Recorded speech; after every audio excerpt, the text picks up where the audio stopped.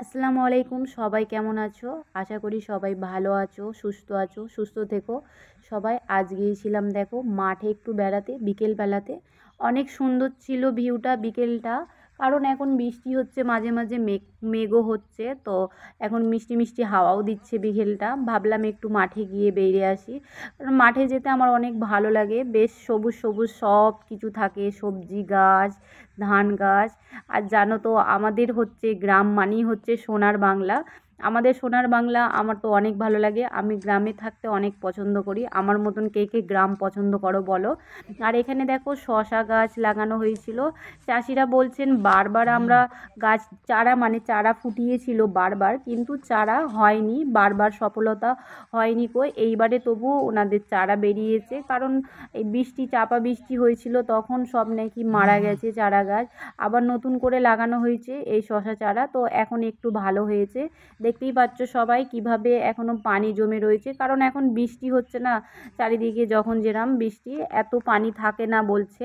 তারপরে দেখো সাইডে একটা বেশ ভালো বড় পুকুর ছিল। তো পুকুরটা দেখো একদম মেঘটা এত সুন্দর ভিউটা এসেছিল, ঝলমলে মেঘ, কি ভালো লাগছে না দেখতে। আমার তো অনেক ভালো লাগছে। এই ধরনের জিনিস আমি অনেক অনেক পছন্দ করি, সত্যি আমি অনেক ভালোবাসি। তারপর আমি এখানে একটুখানি দাঁড়িয়ে বেশ ভালো লাগছিল, দেখছিলাম। তারপর দেখো এদিকে ওই ঝিঙা চাষ হয়েছিল। বন জঙ্গল লাগছে কিন্তু বন জঙ্গল না।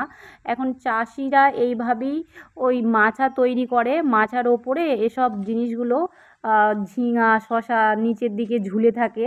আমি তো এর ভেতরে যেতে পারবো না, গেলে আর বেরোতে পারবো না, আটকে যাব মনে হয়। তাই আমি ভেতর দিকে যাইনি। আর সব জায়গাতেই এখানে জোঁক আছে, বুঝতেই পারছো, অনেক কাদা আছে। আর আমি বিকেলবেলা একটু ঘুরতে বেরিয়েছিলাম। এদিকটা তো অনেক কাদা, আমাদের যেদিকে মেন রাস্তা রয়েছে ওদিকে অত কাদা নেই।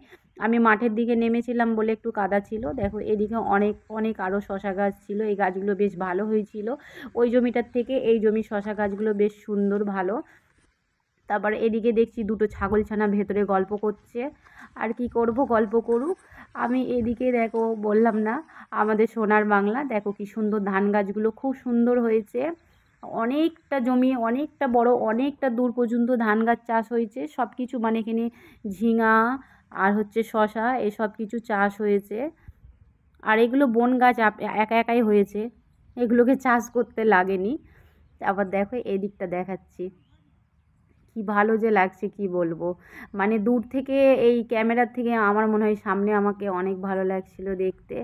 বেশ দেখো একদম মানে গ্রাম, মানে গ্রাম গ্রাম, সত্যি আমি অনেক পছন্দ করি গ্রাম। আমার মতন কে কে এত পছন্দ করো বলো। এদিকে দেখো এখানেও কিন্তু শশা চারা উঠছে। আমি ভাবলাম হয়তো যাই মাঠে গিয়ে যদি শশায় একটা দুটো মানে গাছে যদি ফলে একটু ছিঁড়ে খাওয়া যাবে, কিন্তু ওখানে কিন্তু শশা এখনও ফলেনি, এখনও শশা হয়নি।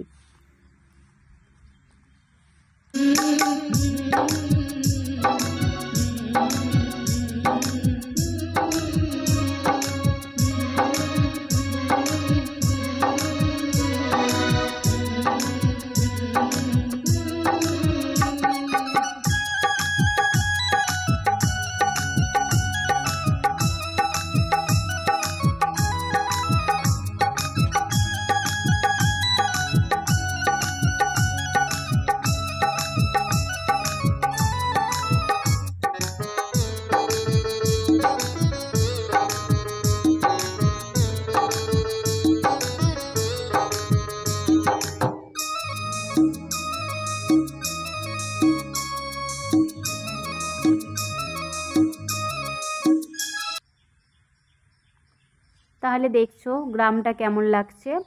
আমাদের এই গ্রাম কার কার পছন্দ হচ্ছে, কার কার ভালো লাগছে একটু কমেন্টে জানিও, একটু বলো। আমার তো অনেক পছন্দ। তারপর চলো তোমাদেরকে এখানে আমি একটা আম বাগান দেখাচ্ছি। এই আম বাগানটা বিশাল, খুব একটা বড় না, ছোট, কিন্তু এখানে যে আম গাছগুলো রয়েছে না, খুব আম হয়। আমের সময়তে এত আম হয় কি বলবো। কিন্তু এই আম বাগানটা অন্য কাউকে দিয়ে দেওয়া হয়, ওই লিজে দিয়ে দেয়। কারণ এখানে কে বলো তো আগলাবে, আর সেই বাদরামো করতে তো চালুই থাকে। একটা মানুষ সবসময় এখানে চায়, যাদেরকে দিয়ে দেয় তারাই এইসব দেখভাল করে আম পেকে যায়, যখন পেড়ে নিয়ে তারা আবার চলে যায়। তারপর আমি এদিকটা থেকে আমি বাড়ির দিকে রাস্তার দিকে দেখো যাচ্ছি। এদিকে দেখো সব পাট গাছ সব লাগানো রয়েছে। এই পাট গাছের গা থেকে ওই পাট দড়ি হয় না, ওইগুলোকে সব টেনে তোলা হয়ে গেছে। এদেরকে এরকম করে এখন রাখানো হয়েছে। এগুলো জ্বালানি হিসাবে, কোনো কাজে হিসাবে ব্যবহার করা হবে। তো সবাই বলো কেমন হয়েছে।